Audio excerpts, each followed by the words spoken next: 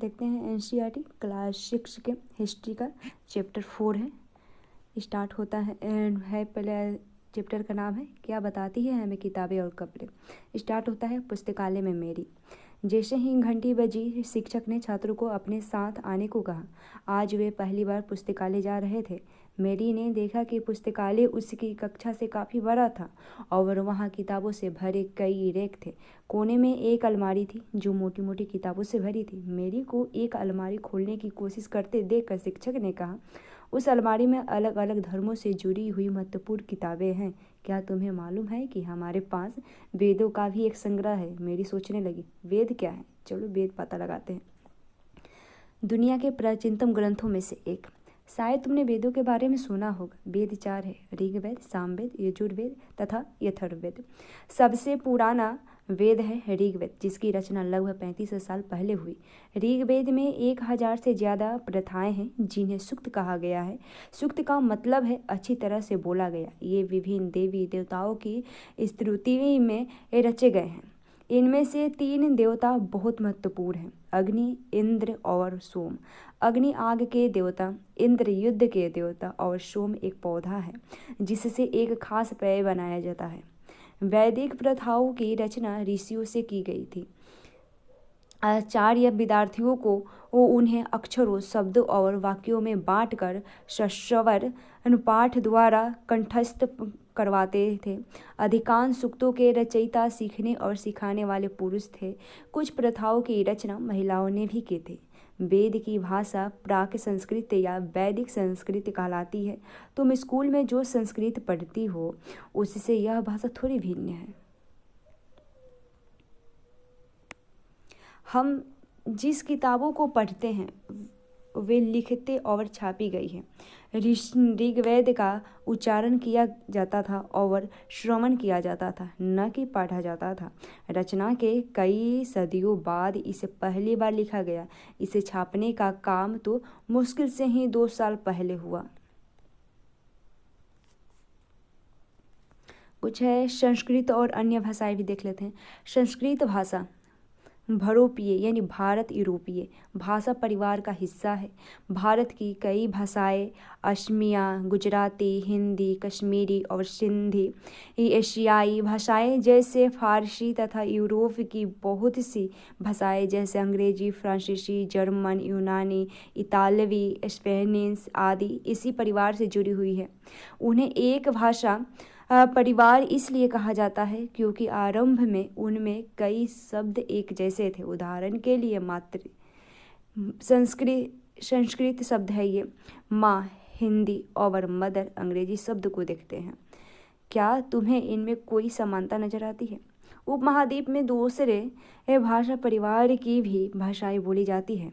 उदाहरण के लिए पूर्वोत्तर प्रदेश में तिब्बत वर्मा परिवार की भाषाएं बोली जाती है। तमिल, तेलुगु, कन्नड़ और मलयालम द्रविड़ भाषा परिवार की भाषाएं हैं, जबकि झारखंड और मध्य भारत के कई हिस्सों में बोली जाने वाली भाषाएं ऑस्ट्रो एशियाटिक परिवार से जुड़ी हुई हैं। आते हैं अपने टॉपिक पर। इतिहासकार ऋग्वेद का अध्ययन कैसे करते हैं? इतिहासकार पुरातत्ववेताओं की तरह ही अतीत के बारे में जानकारी इकट्ठा करते हैं, लेकिन भौतिक अवशेषों के अलावा वे लिखित स्रोतों का भी उपयोग करते हैं। चलो देखते हैं कि वे ऋग्वेद का अध्ययन कैसे करते हैं। ऋग्वेद के कुछ सूक्त वार्तालाप के रूप में हैं। विश्वामित्र नामक ऋषि और देवियों के रूप में पूजित 2 नदियाँ यानी व्यास और सतलुज के बीच यह संवाद एक जैसे ही सूक्त का अंश है। कुछ साइड में है। ऋग्वेद की पांडुलिपि का एक पन्ना है। भुर्ज वृक्ष की छाल का लिखी यह पांडुलिपि कश्मीर से पाई गई थी। लगभग 150 वर्ष पहले ऋग्वेद को सबसे पहली बार छापने के लिए इसका उपयोग किया गया था। इसी पांडुलिपि को देखकर अंग्रेजी अनुवाद तैयार हुए। यह पांडुलिपि पुणे महाराष्ट्र के एक पुस्तकालय में सुरक्षित है। ठीक है। विश्वामित्र और नदियों का वार्ता देखते हैं। विश्वामित्र, हे नदियों, अपने बछड़ों को चाटती हुई 2 दमकती गायों की तरह 2 फुर्तीले घोड़ों की चाल से पहाड़ों से नीचे आओ। इंद्र द्वारा दी हुई शक्ति से स्फूर्त तुम रथों की गति से सागर की ओर बह रही हो। तुम जल से परिपूर्ण हो और एक दूसरे से मिल जाना चाहती हो। नदियाँ कहती हैं, जल से परिपूर्ण हम देवताओं के बनाए रास्ते पर चलती हैं। एक बार निकलने पर हमें रोका नहीं जा सकता। हे ऋषि, तुम हमसे प्रार्थना क्यों कर रहे हो? विश्वामित्र कहते हैं, हे बहनों, मुझ गायक की प्रार्थना सुनो।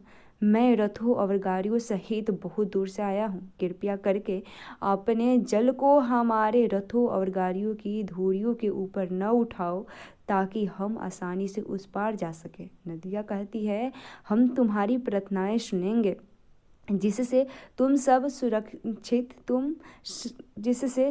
सुरक्षित उस पार जा सको। इतिहासकार यह बताते हैं कि यह प्रार्थना उस क्षेत्र में रची गई होगी जहाँ ये नदियाँ बहती हैं। वे यह भी सुझाते हैं कि जिस समाज में ऋषि रहते हैं वहाँ घोड़े और गायों की बहुत महत्व दिया जाता था, इसलिए नदियों की तुलना घोड़े और गाय से ही की गई है। क्या तुम्हें लगता है कि रथ भी महत्वपूर्ण थे? अपने जवाब के लिए कारण बताओ। प्रार्थना की पंक्तियों को दोबारा पढ़कर यह बताओ कि उनमें परिवहन के लिए किन किन साधनों का उल्लेख है। ऋग्वेद की प्रार्थनाओं में अन्य दूसरी नदियों, खासकर सरस्वती, सिंधु और उसकी सहायक नदियों का भी जिक्र है। गंगा और यमुना का उल्लेख सिर्फ एक बार हुआ है। चलिए देखते हैं मवेशी, घोड़े और रथ। ऋग्वेद में मवेशियों, बच्चों, खासकर पुत्रों और घोड़ों की प्राप्ति के लिए अनेक प्रार्थनाएं हैं। घोड़ों की लड़ाई में रथ खींचने के काम में लाया जाता था। इन लड़ाइयों में मवेशी जीत कर लाए जाते थे। लड़ाइयों वैसे जमीन के लिए भी लड़ी जाती थी जहां अच्छे चारागाह हो या जहां पर जौ जैसी जल्दी तैयार हो जाने वाली फसलों को उपजाया जा सकता हो। कुछ लड़ाइयाँ पानी के स्रोतों और लोगों को बंदी बनाने के लिए भी लड़ी जाती थी। युद्ध में जीते गए धन का कुछ भाग सरदार रख लेते थे तथा कुछ हिस्सा पुरोहित को दिया जाता था। शेष धन आम लोगों में बांट दिया जाता था। कुछ धन यज्ञ करने के लिए भी प्रयुक्त होता था। यज्ञ की आग में आहुति दी जाती थी। ये आहुतियाँ देवी देवताओं को दी जाती थी। घी, अनाज और कभी कभी जानवरों की भी आहुति दी जाती थी। अधिकांश पुरुष इन युद्धों में भाग लेते थे। कोई अस्थायी सेना नहीं होती थी, लेकिन लोग सभाओं में मिलते जुलते थे और युद्ध और शांति के विषय में सलाह मशविरा करते थे। वहाँ ये ऐसे लोगों को अपना सरदार चुनते थे जो बहादुर और कुशल योद्धा हो। लोगों की विशेषता बताने वाले शब्द। लोगों का वर्गीकरण काम, भाषा, परिवार या समुदाय, निवास स्थान या संस्कृति, ये परंपरा के आधार पर किया जाता रहा है। ऋग्वेद में लोगों की विशेषता बतलाने वाले कुछ शब्दों को देखो। ऐसे दो समूह हैं जिनका वर्गीकरण काम के आधार पर किया गया है। पुरोहित, जिन्हें कभी कभी ब्राह्मण कहा जाता था, तरह तरह के यज्ञ और अनुष्ठान करते थे। दूसरे लोग थे राजा। ये राजा वैसे नहीं थे जिनके बारे में तुम बाद में पढ़ोगे। ये न तो बड़ी राजधानियों और महलों में रहते थे, न इनके पास सेना थी, न ही ये एक कर वसूलते थे। प्रायः राजा की मृत्यु के बाद उसका बेटा अपने आप ही शासक नहीं बन जाता था। जनता या पूरे समुदाय के लिए दो शब्दों का इस्तेमाल होता था। एक था जन, जिसका प्रयोग हिंदी और अन्य भाषाओं में आज भी होता है। दूसरा था विश्व, जिससे वैश्य शब्द निकलता है। इस विषय पर तुम अध्याय 5 में विस्तार से पढ़ोगे। ऋग्वेद में विश्व और जनों के नाम मिलते हैं, इसलिए हमें पुरु जन या विष, भरत जन या विष, यदु जन या विष जैसे कई उल्लेख मिलते हैं। जिन लोगों ने इन प्रार्थनाओं की रचना की वे कभी कभी खुद को आर्य कहते थे तथा अपने विरोधियों को दास या दस्यु कहते थे। दस्यु वे लोग थे जो यज्ञ नहीं करते थे और शायद दूसरी ही भाषाएं बोलते थे। बाद के समय में दास यानी स्त्रीलिंग दासी शब्द का मतलब गुलाम हो गया। दास वे स्त्री और पुरुष होते थे जिन्हें युद्ध में बंदी बनाया जाता था, जिन्हें उनके मालिक की जायदाद माना जाता था। जो भी काम मालिक चाहते थे उन्हें वह सब करना पड़ता था।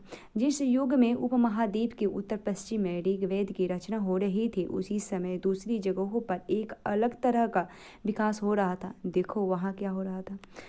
खामोश प्रहरी कहानी महापाषाण की। महापाषाणों की कहानी देखते हैं। ये शिलाखंड महापाषाण यानी बड़ा पाषाण यानी पत्थर नाम से जाने जाते हैं। ये पत्थर दफन करने की इस जगह पर लोगों द्वारा बड़े करीने से लगाए गए थे। महापाषाण कब्रें बनाने की प्रथा लगभग 3000 साल पहले शुरू हुई। यह प्रथा दक्कन, दक्षिण भारत, उत्तर पूर्वी भारत और कश्मीर में प्रचलित थी। कुछ महत्वपूर्ण महापाषाण पूर्व स्थल मानचित्र में दिखाए गए हैं। कुछ महापाषाण जमीन के ऊपर ही दिखाए गए हैं, कुछ महापाषाण जमीन के भीतर भी दिखाए गए हैं। कई बार पुरातत्वविदों को गोलाकार सजाए हुए पत्थर मिलते हैं, कई बार अकेला खड़ा हुआ पत्थर मिलता है। ये ही एकमात्र प्रमाण है जो जमीन के नीचे कब्रों को दर्शाते हैं। महापाषाण के निर्माण के लिए लोगों को कई तरह के काम करने पड़ते थे। हमने जो कार्य की सूची बनाई उन्हें क्रमबद्ध करो। गड्ढे खोदना, शिलाखंडों को ढोकर लाना, बड़े पत्थरों को तराशना और मरे हुए को दफनाना। इन सब कब्रों में कुछ समानताएं हैं। सामान्यतः मृतकों को खास किस्म से मिट्टी के बर्तनों के साथ दफनाया जाता था, जिन्हें काले लाल मिट्टी के बर्तनों यानी ब्लैक एंड रेड वेयर के नाम से जाना जाता है। इसके साथ ही मिले हैं लोहे का औजार और हथियार, घोड़े के कंकाल और सामान तथा पत्थर और सोने के गहने भी मिले हैं।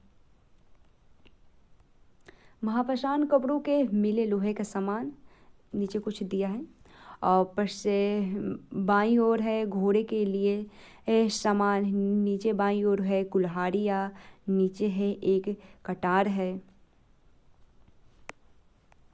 फिर टॉपिक पाते हैं लोगों की सामाजिक असमानताओं के बारे में पता करना। पुरातत्वविद यह मानते हैं कि कंकाल के साथ पाई गई चीज मरे हुए व्यक्ति की ही रही होगी। कभी कभी एक कब्र की तुलना में दूसरी कब्र से ज्यादा चीजें मिलती है। यहाँ एक व्यक्ति की कब्र में 33 सोने के मनके और शंख पाए गए हैं। दूसरे कंकालों के पास सिर्फ कुछ मिट्टी के बर्तन ही पाए गए हैं। यह दफनाए गए लोगों की सामाजिक स्थिति में भिन्नता को दर्शाता है। कुछ लोग अमीर थे तो कुछ लोग गरीब, कुछ लोग सरदार थे तो दूसरे अनुयायी। क्या कुछ कब्रगाहें खास परिवारों के लिए थी? कभी कभी महापाषाणों में से एक से अधिक कंकाल मिले हैं। वे यह दर्शाते हैं कि शायद एक ही परिवार के लोगों को एक ही साथ पर अलग अलग समय पर दफनाया गया था। बाद में मरने वाले लोगों को पोर्ट होल के रास्ते कब्रों में लाकर दफनाया जाता था। ऐसे स्थान पर गोलाकार लगाए गए पत्थर या चट्टान चिन्हों का काम करते थे। यहाँ जहाँ लोग आवश्यकता अनुसार शवों को दफनाने दोबारा आ सकते थे। इनाम गांव के एक विशिष्ट व्यक्ति की कब्र। इनाम गांव देखते हैं। यह भीमा की सहायक नदी घोड़े के किनारे एक जगह है। यह भीमा की सहायक नदी घोड़ के किनारे एक जगह है। इस जगह पर 36 साल से 27 साल पहले लोग रहते थे, जहां वयस्क लोगों को प्रायः गड्ढे में सीधा लिटाकर दफनाया जाता था। उनका सिर उत्तर की ओर होता था।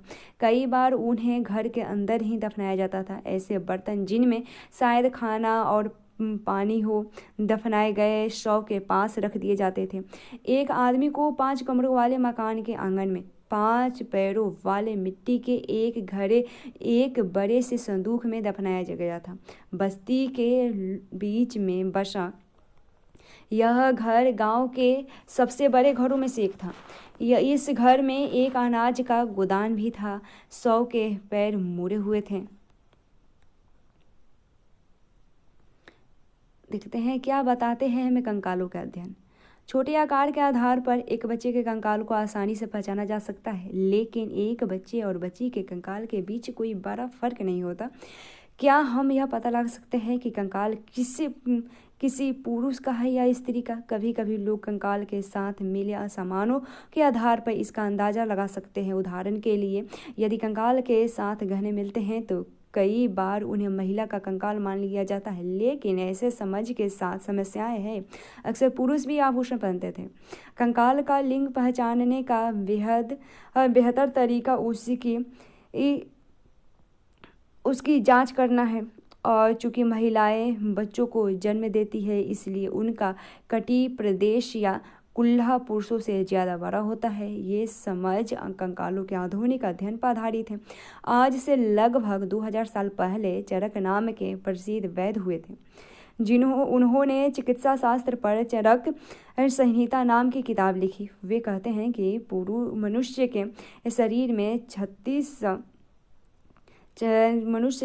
में 360 हड्डी स्त्रियाँ होती है। यह आधुनिक शरीर रचना विज्ञान को 206 हड्डी स्त्रियों से काफ़ी ज़्यादा है। संभवतः चरक ने अपनी गिनती